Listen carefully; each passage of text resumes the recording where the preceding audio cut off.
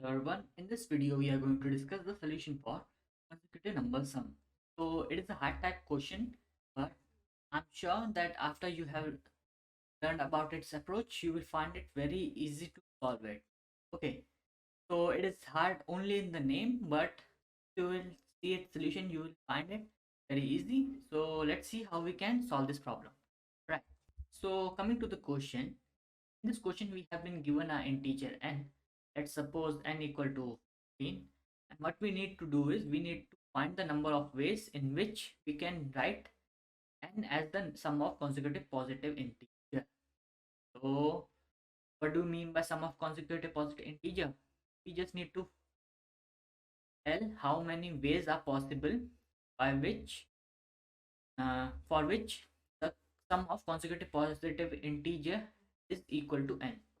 So for n equal to 15, we have 1 plus 2 plus 3 plus 4 plus 5. This is a consecutive positive integer sequence, and if we add them, we will get 15. Another sequence can be 4 plus 5 plus 6 going to give me 15. One more sequence could be 7 plus 8, which is again going to give me 15. My fourth sequence could be 15 itself, because sum of consecutive positive integers. Okay, now you can see we don't need to find the entire sequence. We don't need to find 1 2 3 4 5 4 5 6 7 plus 8 or 15. We just need to count the number of ways. So how many ways are there? 4 ways are there. So this 4 is going to be my answer. Okay, now I can say that I can create some sequence for consecutive positive integers by choosing some k elements, right? For example, I have to choose k elements. Okay, for I can choose one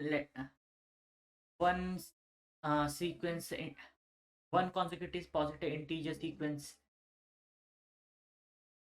two positive consecutive number sequence, three number sequence, four number sequence, five number sequence, dot dot dot, up to some upper limit of k, right? Because you can say that I can find some k elements number of sequence. So for example, for k equal to 1, meaning a consecutive positive integer sequence in which only one element is present. Is it possible to have the sum as 15? Yes, it is true, because we have 15 here. For choosing only two element sequence, is it possible to create 15? Yes. So if we choose three element sequence, can we create 15 by their sum? Yes, we can. Can we do for four integer sequence? No, we can't. Can we do it for five integer sequence? Yes, we can. So like this, we can just check if that many number of if k element is existing or not. Oh, sorry, if we choose that many elements, does any sequence exist for creating their sum as 15? I just need to check that.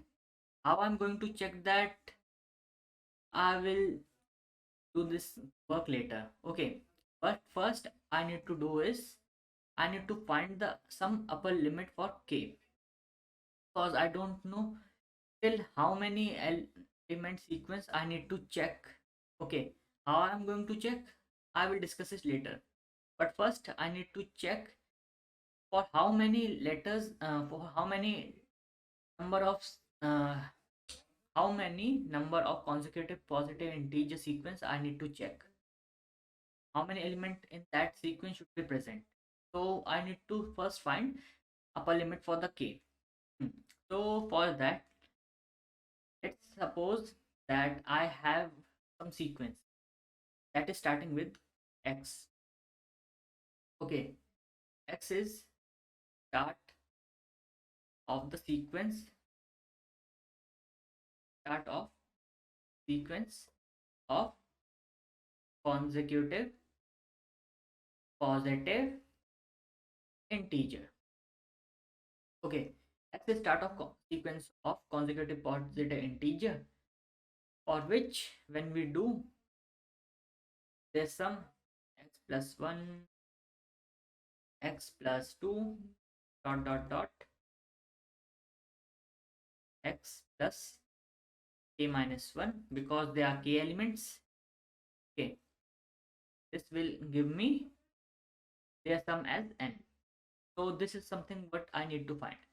Remember, x is my start sequence. Start sequence of what? For consecutive positive integer whose sum are going to give me n. So this is first equation. Okay, let's try to simplify it. So I will have x, again x, again x, and dot dot dot, again x. And how many times this x is going to repeat itself? K times, because I have discussed that we have k elements here, so this will be k times.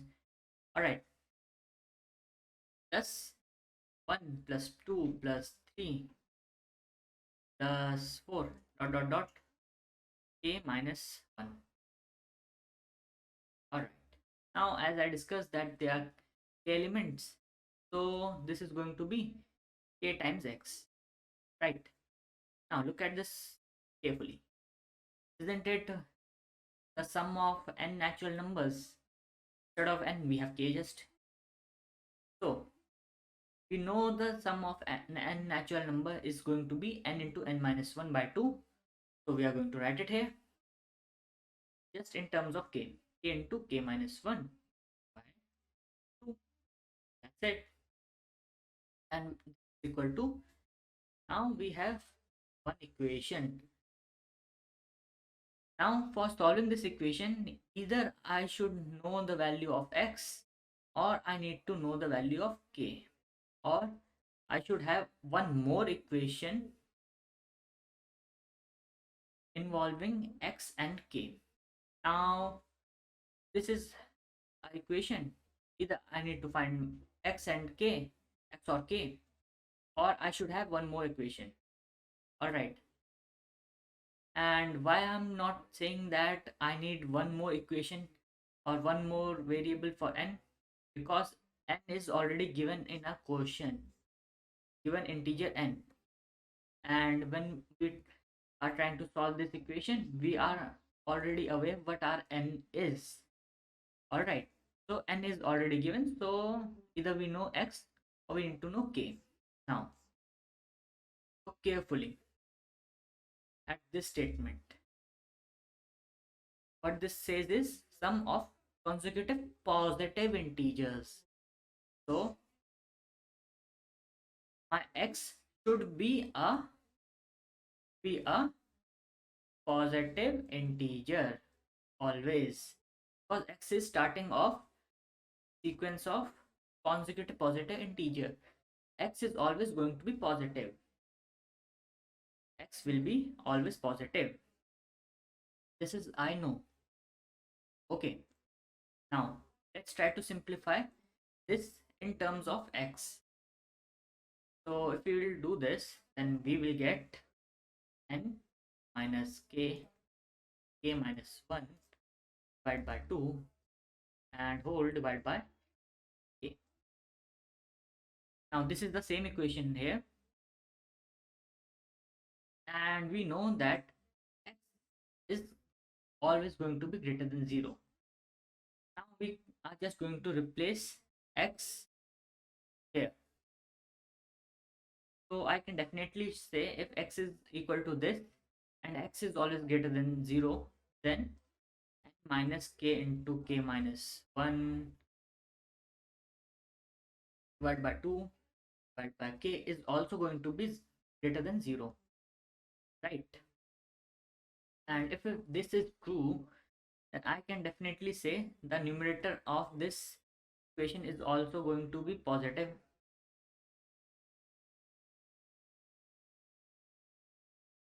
Alright, if this is true, then this is also true. Now, we have an equation in which we have only k and we have something we already know and is known. Now, with this, we can at least create a condition for k. K into k minus 1 should be less than 2n. This is the equation for telling me the upper limit of k. This is going to tell me upper limit of k. Because I already know k is going to start at 1 and I don't know where it is going to end. But now I know this is the upper limit for k. Now I'm going to check only for these values. I will run a loop from 1 and I will use this equation for the condition of my loop. Okay, now we know how we can find the upper limit for k. Now, as I told you earlier, I still need to find a condition check for these. I don't know, I just said that for k equal to 1, if there is only one element present, it is possible to have a sequence which whose sum is equal to 15 or whose sum is equal to n. I have k and I have to tell if it is possible to have their sum of consecutive positive integer as n or not. Okay, now for this equation is going to come handy. Okay, because now we know x and now we know k because we have put a condition on that. We already know n. Okay, so let's write this equation down here. X equals to n minus k into k minus 1 divided by 2 divided whole by k. In this equation, I can find if the number of elements that I have chosen is valid for creating a sequence whose sum is equal to n or not. Now look at this carefully, very carefully. Do I need to find the start sequence? Am I finding the number of ways or the way to create the sum of the sequence? I'm just trying to find the number of way. Look here carefully at the question. The question says have to find number of ways. Let me highlight it. Number of ways you can write n as the sum of consecutive positive integer. Don't have to find this entire sequence. Just need to find if it is possible or not. Okay, so for that we just need to check this condition. Now what is this condition? I said that the sequence is going to be consecutive positive integer. So this x, which is just what? Start sequence, start of the sequence. If this is the start of sequence of something called consecutive positive integer, then x is always going to be positive, which means that x is always going to be greater than 0 and x is also integer. Isn't it true? Consecutive positive integer. So first thing positive, second thing integer. And how can I check if this thing is integer or not? This x for my k is integer or not? simply I can check if n minus k into k minus 1 is completely divisible by k. And why is that? If this is completely divisible by k, then only x is going to be an integer. X is valid only for this condition, because if there is any remainder, then it will mean that x is the not integer. X is not integer. So for this, I'm going to check only this condition. This is for my checking of upper limit, and this is going to be my check for what? Check for check for if that that k is that number of elements is going to create a sequence for which I can create a sum equal to n or not. Okay, now this is going to be very simple to code. We just are going to implement these two equations and we are going to find a solution. So let's implement it now. All right, then let's code this now. All right, so first thing what we need is our answer.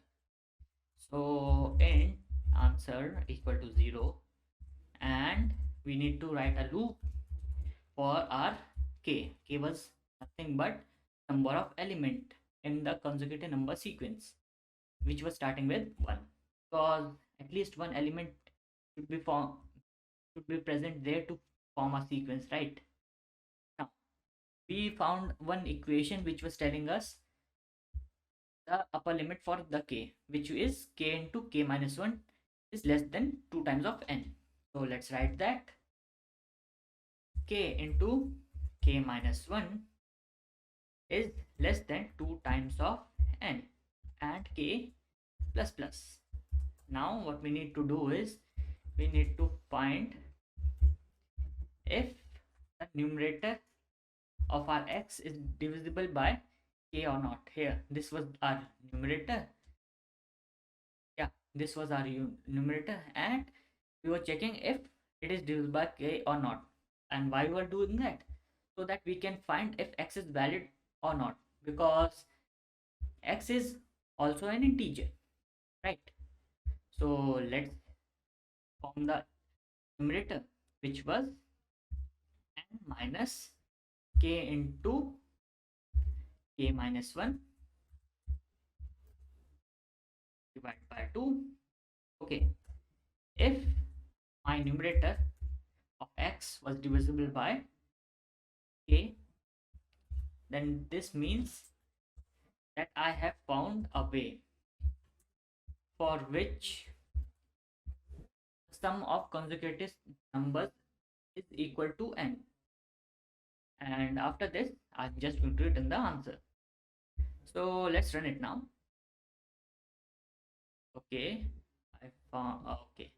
I have used assignment operator instead of equality operator. Now we got successful submission for our sample test case. Let's submit for all test cases. Okay, now we got successful submission. Okay, now if you look closely here, we found the equation for x, which was start of the sequence. So the question, we were finding the number of ways, right? Yeah, you can see we were finding the number of ways for which we can write n as the sum of consecutive positive integers. Ways we found these ways, but we actually needed to find this. But we found the equation for x, which was the equation for start of a sequence. So if in the question we have been given to write entire sequences, then don't you think we would have been easily able to do that? See carefully. We will have the equation for the start of sequence, but we need to see the number of ways. So if we wanted to print the entire sequence, we could have easily done that also. First we needed to check this, Then we calculated the start of sequence, and after the start of sequence we can simply return the entire thing, entire sequence, right? Okay, so I think that's all for the solution of this problem, and I hope that you have understood very well, because solution is not more important than the approach. If you have understood the approach very well, then you will be able to apply to another question as well. Okay, now I hope that you have understood the solution very well, and even if you haven't, just go through this video once again and try to see how these equations are formed, and how I try to find some equations, and what are the assumptions I have made, and what are the facts that I have used here. Okay, so that's all for this video, and I will see you in the next one, the new question. So goodbye for then.